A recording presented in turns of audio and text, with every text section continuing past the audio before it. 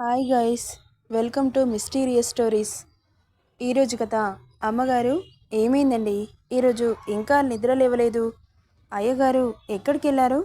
కనిపించట్లేదు అని చుట్టూ చూస్తూ ఉంది అనిత. ఒంట్లో కాస్త నలతగా ఉందే.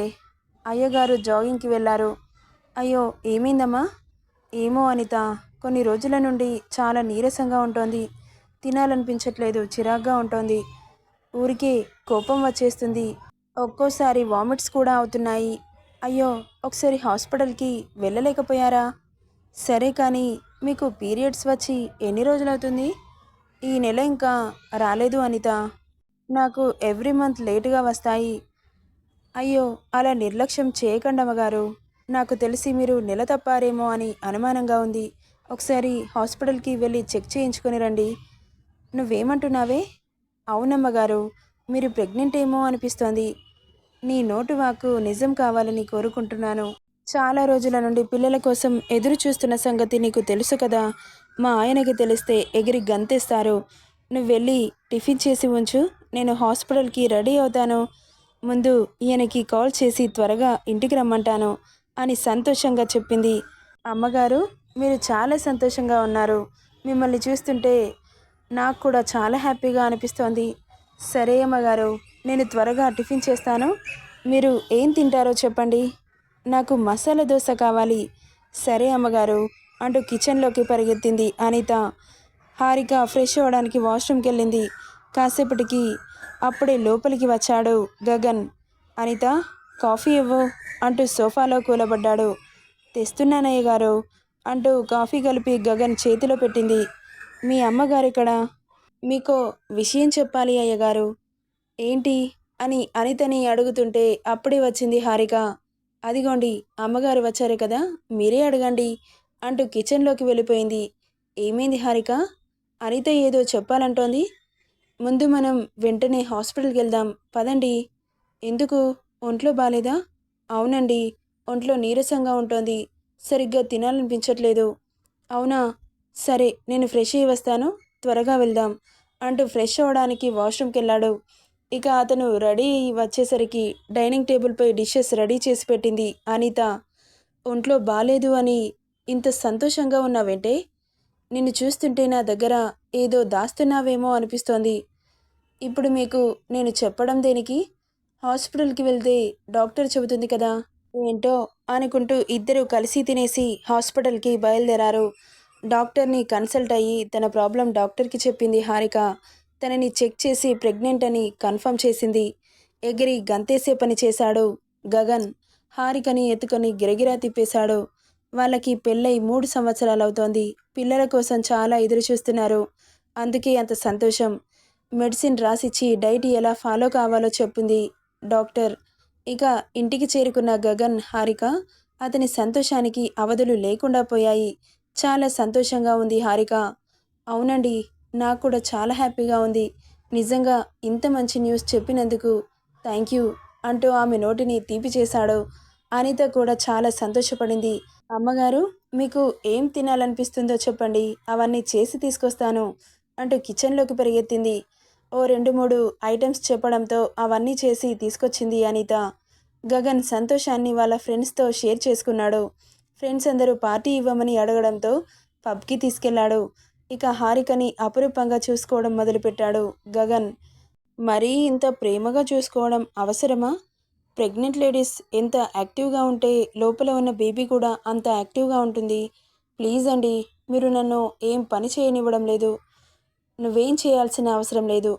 కనీసం తిన్నదైనా అరగాలిగా. సరే, ఇద్దరం కలిసి కాసేపు వాక్ చేద్దాం పదా అంటూ గార్డెన్లో ఇద్దరూ కలిసి ముచ్చట్లు చెప్పుకుంటూ వాకింగ్ చేశారు. అనిత అప్పుడప్పుడు హారికకి జ్యూస్ ఇస్తూ ఉండేది.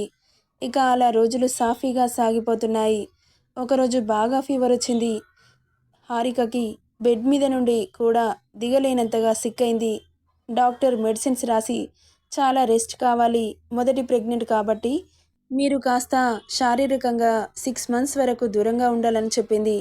భార్యకి సేవలు చేస్తూ ఇంట్లోనే ఉన్నాడు గగన్. అలా వారం రోజులు లీవ్ పెట్టాడు ఆఫీస్కి. సడన్గా ఆఫీస్ నుండి కాల్ వచ్చింది ఒకరోజు.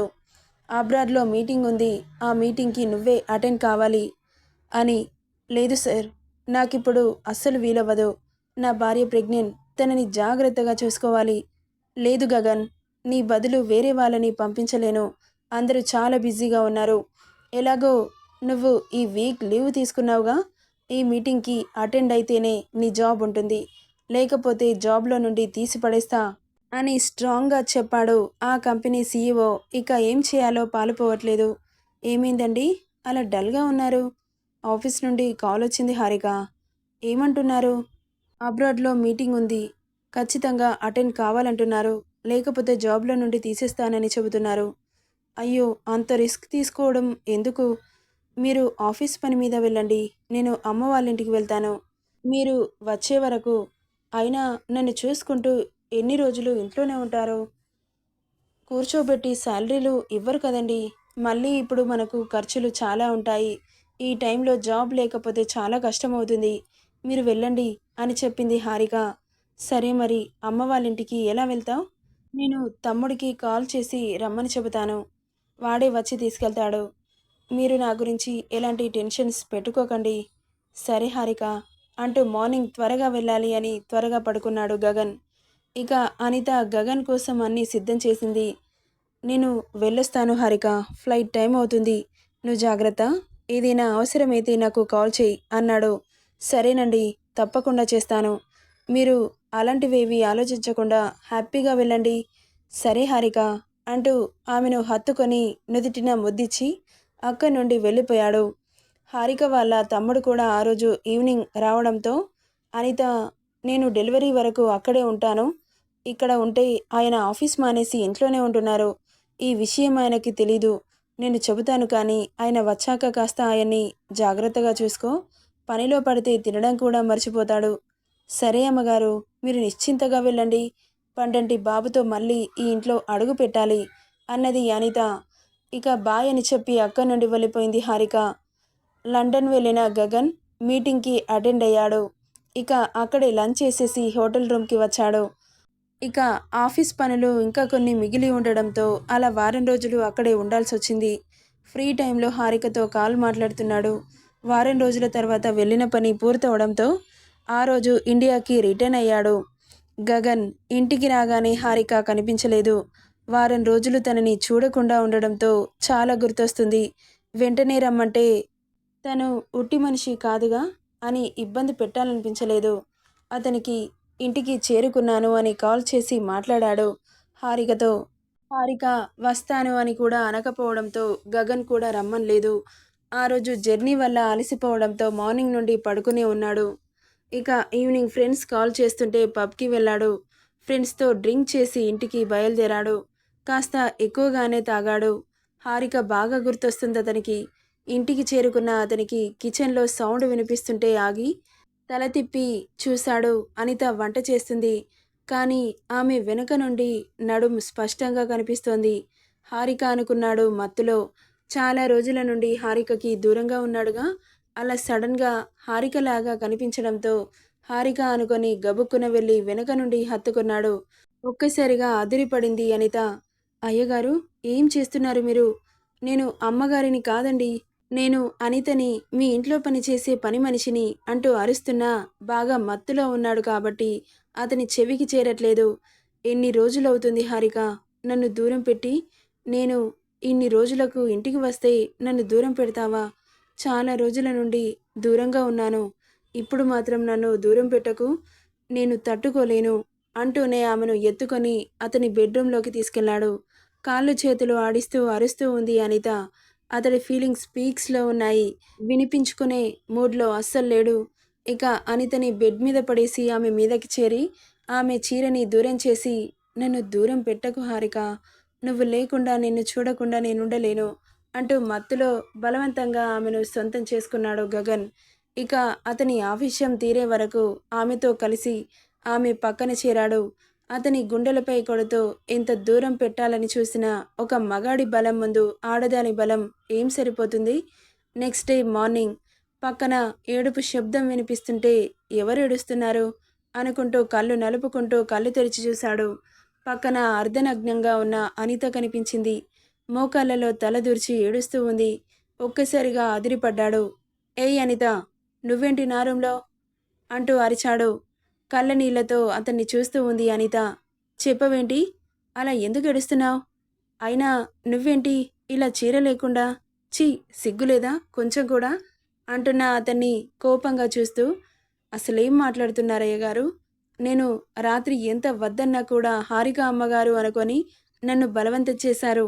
పైగా నన్నే అంటున్నారా? అని ఏడుస్తూ అనింది. ఆమె ఏమనిందో అర్థం కాక వాట్ అంటూ గట్టిగా అరిచాడు. నువ్వేం మాట్లాడుతున్నావు? నేను నిన్ను బలవంతం చేయడమేంటి? అవునయ్య గారు, నిన్ను కిచెన్లో వంట చేస్తుంటే నన్ను వెనుక నుండి హత్తుకొని హారిక అమ్మగారు అనుకొని బలవంతం చేశారు. మీరు చాలా డ్రింక్ చేశారు, ఈ లోకంలో లేరు. నేను ఎంత అరిచినా కొట్టినా ఎలాంటి చలనం లేకుండా నన్ను నైట్ మొత్తం మళ్ళీ మళ్ళీ సొంతం చేసుకుంటూనే ఉన్నారు. నా ఏడుపులు అరుపులు మీకు వినిపించలేదు. ఈ విషయం అమ్మగారికి తెలిస్తే ఖచ్చితంగా గుండె పగిలి చచ్చిపోతుంది. అసలు అలా ఎలా చేశారు అంటూ ఏడుస్తూ అడుగుతుంటే ఆమె మాటలకి ఆల్మోస్ట్ చచ్చిపోయినంత పనైంది గగన్కి. ఇప్పుడు ఈ విషయం ఆయనే జీర్ణించుకోలేకపోతున్నాడు. హారికకి చెబితే ఆమె పరిస్థితి ఏంటి అని ఊహకు కూడా అందట్లేదు. నన్ను క్షమించు అనిత, నేను కావాలని చేయలేదు. I'm really sorry. జరిగిందేదో జరిగిపోయింది. జరిగిన దాన్ని నేను మార్చలేను. కాకపోతే నాకు నువ్వు ఒక హెల్ప్ చేయాలి. ఏం చేయాలో చెప్పండి. ఈ విషయం చెబితే హారిక చచ్చిపోతుంది. తను లేకపోతే నేను చచ్చిపోతాను. తను ప్రెగ్నెంట్. ఈ సిచ్యువేషన్లో తనని బాధ పెట్టలేను. అందుకే తనకి ఈ విషయం తెలియకూడదు. నువ్వు కూడా చెప్పకు. చెప్పినా కానీ జరిగిన దాన్ని మార్చలేం కదా. కనీసం తనని అలా అయినా హ్యాపీగా ఉండనివ్వు. టైం వచ్చినప్పుడు నేనే నెమ్మదిగా చెబుతాను అని చెబుతుంటే ఏం మాట్లాడలేదు అనిత. వినబడుతుందా అన్నాడు తలూపింది. వినబడుతుంది అన్నట్లుగా. ఈ విషయం ఎట్టి పరిస్థితుల్లో హారికకి తెలియకూడదు అని చెప్పి వాష్రూమ్కి వెళ్ళిపోయాడు. అనిత కన్నీళ్లతో అక్కడి నుండి వెళ్ళిపోయింది. ఇక హారికని వదిలి ఒక్క క్షణం కూడా ఉండలేను అని నేరుగా వాళ్ళమ్మ వాళ్ళింటికి వెళ్ళి అప్పటికప్పుడు హారికని తీసుకుని వచ్చేశాడు. అసలు మీకేమైంది? ఎందుకు ఇలా సడన్గా తీసుకొచ్చేశారు? నన్ను చూడకుండా నువ్వు ఉండగలవేమో గాని నిన్ను చూడకుండా ఒక్క క్షణం కూడా ఉండలేను. అన్ని రోజులు నన్ను చూడకుండా ఎలా ఉంటావే అంటూ అరిచాడు. అసలు ఈయనకి ఏమైంది? ఎందుకలా అరుస్తున్నారు? అర్థం కాక సరేనండి, మిమ్మల్ని విడిచి నేను ఎక్కడికి వెళ్ళను అనింది హారిక. అంత కావాల్సి వస్తే అమ్మని ఇక్కడికి పిలిపిస్తాను, నీ అవసరాలు చూస్తుంది అంటూ అక్క నుండి వెళ్ళిపోయాడు. భర్త ప్రేమకి మురిసిపోతూ నవ్వుకుంది హారిక. అతను చేసిన తప్పు అతని నిద్రపోనివ్వట్లేదు. అనుక్షణం ఆ రోజు నైట్ గుర్తు వస్తుంటే నిద్ర కూడా పట్టట్లేదు. ఈ విషయాన్ని ఎలాగైనా హారికకి చెప్పాలి అనుకుంటూ లాన్లో నిలబడి దీర్ఘంగా ఆలోచిస్తున్నాడు. అతని భుజం మీద పడ్డ చేతికి తల తిప్పి చూశాడు. ఏమైందండి? నేను వచ్చినప్పటి నుండి చూస్తున్నాను డల్గా ఉంటున్నారు. ఏం జరిగింది? నాతో ఏదైనా చెప్పాలా అని నార్మల్గా అడుగుతుంటే ఆమెను గట్టిగా హత్తుకొని ఏడ్చేశాడు గగన్. ఏమైందండి? ఎందుకంతలా ఏడుస్తున్నారు? అసలు మీరు ఏడవడం ఏంటి? ఎవరికైనా ఏదైనా అయిందా? చెప్పండి అని కంగారుగా అడుగుతుంటే, నన్ను క్షమించు హారిక, చెయ్యకూడని తప్పు చేశాను నేను. నిన్ను మోసం చేశాను అంటూ కన్నీళ్లు పెట్టుకుంటుంటే, మీరేం మాట్లాడుతున్నారండి? మీరు నన్ను మోసం చేయడం ఏంటి? ఏం చేశారు? చెబితే నన్ను వదిలి వెళ్ళిపోవు కదా. అది కావాలని చేసిన తప్పు కాదు, యాక్సిడెంటల్గా జరిగిపోయింది అని బాధపడుతున్న భర్తని అయోమయంగా చూస్తూ, అసలేం జరిగిందో చెప్పండి. చెబితేనే కదా నాకు తెలిసేది. చెప్పకుండా ఇలా బాధపడితే నాకెలా తెలుస్తుంది అంటుంటే, నేను లండన్ నుండి వచ్చేసరికి నువ్వు కనిపించలేదు. మనసంతా ఏదోలా అయిపోయింది. అలసిపోయి ఆ రోజు పడుకున్నాను. ఈవినింగ్ నా ఫ్రెండ్స్ కాల్ చేస్తే వెళ్ళాను. కాస్త నువ్వు లేవని ఎక్కువే తాగాను. ఇంటికి వచ్చేసరికి అనిత కిచెన్లో వంట చేస్తుంది. అది నువ్వే అనుకున్నాను, తెలియకుండా అని అతని మీద అతనికి అసహ్యం అనిపిస్తుంటే చెప్పడానికి ఇబ్బందిగా ఫీల్ అవుతూ చెప్పలేక ఆగిపోయాడు. చెప్పండి, తనని నన్ను అనుకొని ఏం చేశారు అనింది కాస్త కంగారుగా. నువ్వు టెన్షన్ పెట్టుకొని ఆరోగ్యం పాడు చేసుకోను అంటేనే చెబుతాను. నా భర్త ఏం చేసినా నా మీద ప్రేమతోనే చేస్తారు అన్నది. ఇక నువ్వని తనని హత్తుకొని ఆ రోజు రాత్రి తనతో అని చెబుతుంటే అర్థమైన హారిక కోపంగా చూసింది. Sorry Harika, really sorry. అసలు నువ్వనుకునే తనతో ఇంటిమేట్ అయ్యాను. కావాలని చేయలేదు. నన్ను అర్థం చేసుకో. నా మీద కోపం వస్తే నన్ను కొట్టు తిట్టు. అంతేకాని నన్ను మాత్రం దూరం పెట్టకు. నన్ను వదిలి ఎక్కడికి వెళ్ళిపోకు. నువ్వు లేకుండా నేనుండలేను అంటూ గట్టిగా హత్తుకున్నాడు. ఆమె ప్రెగ్నెంట్ అయినప్పటి నుండి భర్తని దూరం పెట్టింది హారిక. డాక్టర్ కూడా ఇద్దరు ఇంటిమేట్ అవ్వకూడదు అని చెప్పారు. హారిక అనుకునే తనతో ఇంటిమేట్ అయ్యాడు. అది యాక్సిడెంటల్‌గా జరిగిపోయింది. కావాలని నా భర్త నన్ను మోసం చేయడు. పొరపాట్లు అందరూ చేస్తారు. దానికి ప్రాణంగా చూసుకునే భర్తని దూరం చేసుకోవడం మంచిది కాదు. ఇప్పుడు నా భర్త ఈ విషయం చెబితేనే నాకు తెలిసింది. లేకపోతే ఎప్పటికీ ఈ విషయం తెలియకపోయేది. అతని నిజాయితీ నచ్చి భర్తకి ఆమె మీద ఉన్న ప్రేమకి అతని పరిస్థితిని అర్థం చేసుకొని అతని వీపు మీద చెయ్యి వేసి నిమురుతూ, మీరు బాధపడకండి. మిమ్మల్ని నేను అర్థం చేసుకున్నాను. కావాలని చేస్తే తప్పు. పొరపాటుగా జరిగితే దానికి మీరేం చేస్తారు? ఇందులో నా తప్పు కూడా ఉందిలేండి. మిమ్మల్ని దూరం పెట్టాను. కడుపులో ఉన్న బేబీ గురించే ఆలోచించాను కానీ మీ గురించి ఆలోచించలేదు. మీరు బాధపడకండి అంటూ మనస్ఫూర్తిగా భర్తని హత్తుకుంది హారిక. అర్థం చేసుకున్నందుకు చాలా సంతోషపడ్డాడు గగన్. ఇందుకే కదా నువ్వంటే నాకు ప్రాణం. ఇంకెప్పుడు నన్ను వదిలి ఎక్కడికి వెళ్ళకు హారిక అని నుదుటి మీద ముద్దు పెట్టాడు గగన్.